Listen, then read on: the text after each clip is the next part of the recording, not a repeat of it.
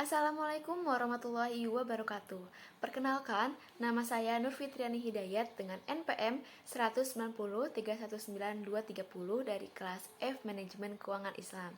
Di sini saya akan mempresentasikan materi terkait manajemen persediaan syariah yang menjadi salah satu tugas dari pertemuan 6. Adapun pembahasan pertama di sini mengenai definisi manajemen persediaan. Manajemen persediaan merupakan persediaan barang yang dimiliki perusahaan baik berupa persediaan bahan baku, bahan dalam proses, maupun barang jadi yang nantinya menjadi penentu besarnya investasi yang menjadi atau mempunyai efek terhadap keuntungan. Persediaan sangat penting bagi perusahaan karena persediaan menghubungkan satu operasi ke operasi lainnya yang berurutan dalam pembuatan suatu barang untuk kemudian disampaikan ke konsumen terkait tentang persediaan tersebut. Lalu persediaan dapat dioptimalkan dengan mengadakan perencanaan produksi yang lebih baik serta manajemen persediaan yang optimal. Sistem pengendalian persediaan adalah serangkaian kebijakan untuk menentukan tingkat persediaan yang harus dijaga, kapan pesanan untuk menambah persediaan harus dilakukan, dan berapa besar pesanan yang harus dilakukan. Dengan kata lain, sistem ini menentukan dan menjamin tersedianya persediaan yang tepat dalam kuantitas dan waktu yang tepat. Pembahasan selanjutnya ada mengenai manfaat pengelolaan persediaan. Yang pertama ada memanfaatkan diskon kuantitas, yang kedua ada menghindari kekurangan bahan atau out of stock, yang ketiga ada bermanfaat bagi keberlangsungan pemasaran. Lalu pembahasan selanjutnya yang ketiga ada mengenai pentingnya pengelolaan persediaan. Persediaan diperlukan untuk mengantisipasi ketidakpastian pasar. Persediaan bahan mentah diperlukan sehingga proses produksi tidak akan terhambat karena bahan mentah belum datang. Persediaan merupakan aset perusahaan yang disimpan dan menunggu untuk digunakan atau dijual. Untuk itu, setiap barang yang disimpan pasti membutuhkan biaya yang tidak sedikit. Namun, jika persediaannya tersedia kurang, maka akan menghambat kegiatan produksi dan akhirnya menyebabkan kehilangan konsumen dan penjualan. Adanya ketidakpastian tersebut, waktu pemesanan, pasokan dari supplier hingga ketidakjelasan permintaan pasar ini, semua perlu diatur agar tidak timbul masalah dalam suatu perusahaan. Karenanya diperlukan manajemen persediaan agar semuanya dapat terkendali. Selanjutnya ada pembahasan mengenai fungsi persediaan. Fungsi persediaan di sini ada 3 poin. Yang pertama ada fungsi decoupling. Persediaan diadakan agar perusahaan tidak sepenuhnya bergantung pada pengadaannya dalam hal kuantitas dan waktu pengiriman saja. Persediaan dapat digunakan untuk menghadapi fluktuasi permintaan konsumen yang tidak dapat diperkirakan atau biasa disebut dengan fluctuation stock. Yang kedua ada fungsi economic cloud. Melalui penyimpanan persediaan, perusahaan dapat memproduksi dan membeli sumber daya dalam kuantitas yang dapat mengurangi biaya-biaya per unit. Yang ketiga ada fungsi antisipasi. Persediaan memiliki fungsi antisipasi terhadap fluktuasi pelanggan atau konsumen yang tidak dapat diramalkan berdasarkan pengalaman-pengalaman masa lalu. Lalu permintaan musiman sehingga perusahaan dapat mengadakan persediaan musiman atau seasonal inventories. Pembahasan selanjutnya ada mengenai jenis persediaan. Yang pertama ada persediaan bahan baku. Persediaan bahan baku mengacu pada barang yang digunakan untuk membuat produk atau persediaan perusahaan. Dengan kata lain, bahan baku ini adalah bahan yang dibutuhkan untuk memproduksi berbagai barang. Yang kedua ada persediaan barang dalam proses. Persediaan barang dalam proses mengacu pada barang yang belum selesai atau sepenuhnya diproduksi. Contohnya adalah termasuk coklat yang masih membutuhkan lapisan gula di pabrik coklat ataupun sepatu yang belum diwarnai. Yang ketiga ada persediaan barang jadi. Barang jadi mengacu pada barang atau produk atau persediaan yang siap dijual oleh perusahaan. Barang-barang ini telah menyelesaikan siklus produksi. Barang jadi sebelumnya terdiri dari bahan mentah yang juga barang dalam proses yang nantinya sudah memiliki layak jual dan bisa langsung digunakan oleh konsumen. Pembahasan selanjutnya ada mengenai persediaan minimal atau safety stock. Safety stock ini ditujukan untuk mengantisipasi perubahan-perubahan yang tidak diperhitungkan sebelumnya.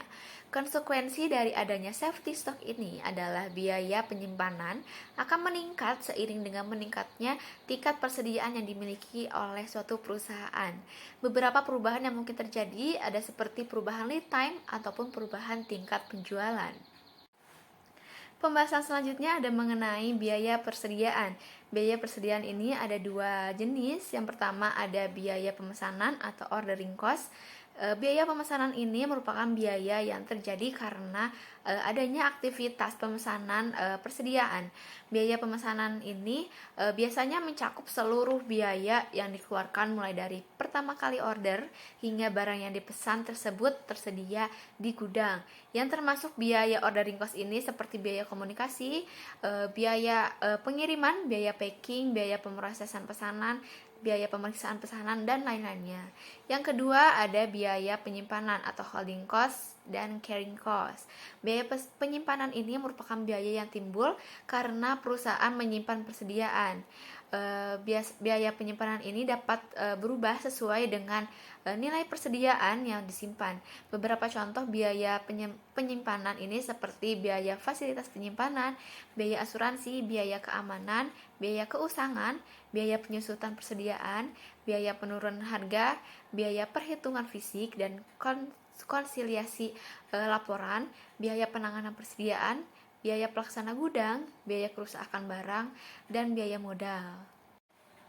Pembahasan selanjutnya ada mengenai model pendekatan manajemen persediaan. Di sini ada 4 model yang bisa kita terapkan untuk memanajemen persediaan. Yang pertama ada model ABC. Model ini menggolongkan persediaan berdasarkan nilai dan kuantitas. Metode ini berarti perusahaan memiliki jumlah barang yang paling sedikit yang tersedia. Dengan kata lain, perusahaan memiliki jumlah yang tepat untuk memenuhi permintaan saat ini tanpa menjual atau memiliki terlalu banyak barang atau produk di tangan atau di gudang gitu ya. Lalu yang kedua ada just in time. Sistem persediaan just in time bertujuan untuk meminimalkan tingkat persediaan jika bisa di tingkat persediaan ditekan menjadi 0. Metode ini merupakan metode di mana perusahaan tidak menyetok atau memiliki persediaan. Just in time ini berasumsi jika perusahaan tidak memiliki persediaan, maka perusahaan tidak memiliki biaya atau beban atas persediaan tersebut. Perusahaan mendatangkan bahan baku hanya pada saat dibutuhkan saja. Caranya adalah dengan bekerja sama dengan supplier atau pemasok dari bahan baku tersebut. Lalu yang ketiga di sini ada Economic Order Quantity atau EOQ. Model EOQ ini berusaha menghitung tingkat persediaan yang optimal. Economic Order Quantity ini merupakan metode atau model yang menjadi salah satu metode manajemen persediaan di mana jumlah pemesanannya paling ekonomis. Maksudnya adalah jumlah pembelian barang yang dilakukan oleh perusahaan adalah sesuai dengan pesanan yang diterima. Jadi dapat meminimumkan jumlah pemeliharaan barang dan biaya pemesanannya. Yang keempat di sini ada model atau metode Material Requirement Planning atau MRP. Metode MRP ini atau metode perencanaan kebutuhan material adalah perencanaan dan pengendalian persediaan untuk menjamin manajerial atau material selalu tersedia untuk memenuhi kebutuhan. Jika persediaan menyentuh batas tertentu, komputer akan secara otomatis memesan barang dagangan supplier. Metode MRP ini bertujuan untuk menjaga persediaan dalam jumlah yang sedikit. Karena jumlah persediaan sedikit, maka biaya persediaan juga menjadi kecil. Lalu perencanaan yang dimaksud pada metode ini meliputi perencanaan penjadwalan pembelian, jadwal produksi, dan pengiriman material. Adapun pembahasan selanjutnya mengenai konsep persediaan dalam Islam. Setiap individu maupun kelompok selalu memerlukan persediaan yang memadai agar tidak dihadapkan dengan resiko jika suatu saat tidak dapat memenuhi keinginan atau kebutuhan, terutama dalam hal perusahaan yang tidak dapat memenuhi keinginan konsumen. Ada beberapa hal yang perlu diperhatikan dalam persediaan Islam Yakni yang pertama, menyimpan kelebihan setelah kebutuhan primer terpenuhi.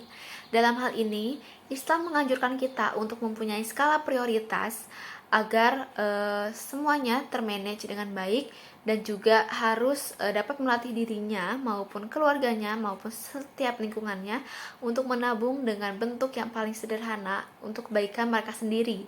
Yang kedua, ada menyimpan kelebihan untuk menghadapi kesulitan. Sesuai dengan Quran Surat Yusuf ayat 48, hidup dapat mengalami pasang surut perekonomian. Untuk itu, kita harus dapat menyisihkan dana untuk menghadapi krisis yang tak terduga pada masa yang akan datang atau sebagai persediaan kebutuhan di masa depan. Yang ketiga, hak harta sebagai generasi cemerlang mendatang. Dalam konsep Islam, kedua orang tua harus menyadari bahwa generasi mendatang memiliki hak dari harta mereka, sehingga dianjurkan untuk tidak berlebih-lebihan dan mengabaikan keberlangsungan hidup generasi mendatang. Yang keempat, tidak menimbun dan memonopoli harta kekayaan. Islam mengharapkan penimbunan harta dengan segala bentuk.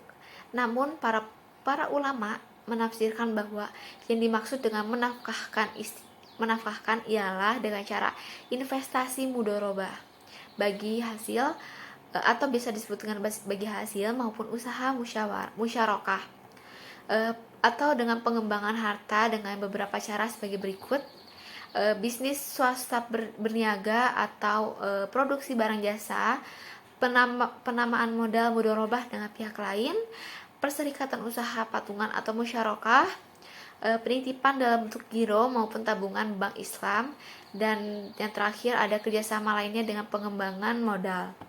Lalu yang kelima, ada pengembangan harta dilakukan dengan usaha yang baik dan halal. Pengembangan harta harus menghindari riba dan hal-hal yang menimbulkan kerusakan, dan juga sesuai dengan syariah Islam. Usaha, pengeluaran, dan pengembangan yang halal adalah mata rantai yang saling berhubungan. Oleh karena itu, setiap orang harus menghayati firman Allah, di mana Allah berfirman, Allah memusnahkan riba dan menyuburkan sedekah, yang tercantum dalam Quran Surat Al-Baqarah ayat 276. Dari berbagai penjelasan di atas mengenai manajemen persediaan syariah, maka dapat disimpulkan bahwa manajemen persediaan adalah kegiatan yang berhubungan dengan perencanaan, pelaksanaan, dan pengawasan penentuan kebutuhan material sehingga kebutuhan operasi dapat dipenuhi pada waktunya dan persediaan dapat ditekan secara optimal. Hal ini bertujuan untuk mencapai efisiensi dan efektivitas optimal dalam penyediaan material, karena ketidakcermatan dalam data barang persediaan dapat berakibat merugikan bagi perusahaan. Persediaan barang membawa biaya persediaan yang sangat tinggi, dan perhitungan yang salah akan berakibat barang bertumpuk terlalu lama di gudang sehingga dapat menimbulkan kerusakan atau barang yang tidak tersedia pada waktu yang dibutuhkan. Terdapat dalil mengenai pembahasan manajemen persediaan, yaitu pada Quran Surat Luqman ayat 34 yang menyatakan bahwa sesungguhnya Allah hanya pada sisinya pengetahuan tentang hari kiamat, dan dialah yang menurunkan hujan, mengetahui apa yang ada di dalam rahim, dan tiada seorang pun yang mengetahui apa yang akan diusahakannya besok, dan tiada seorang pun yang dapat mengetahui di bumi mana akan meninggal. Sesungguhnya Allah Maha Mengetahui lagi Maha Mengenal. Berikut terdapat beberapa referensi maupun literatur yang menjadi sumber dari presentasi saya kali ini dengan materi manajemen persediaan syariah. Saya ucapkan terima kasih atas perhatiannya. Mohon maaf apabila terdapat kesalahan. Saya akhiri, wabillahi taufiq wal hidayah. Wassalamualaikum warahmatullahi wabarakatuh.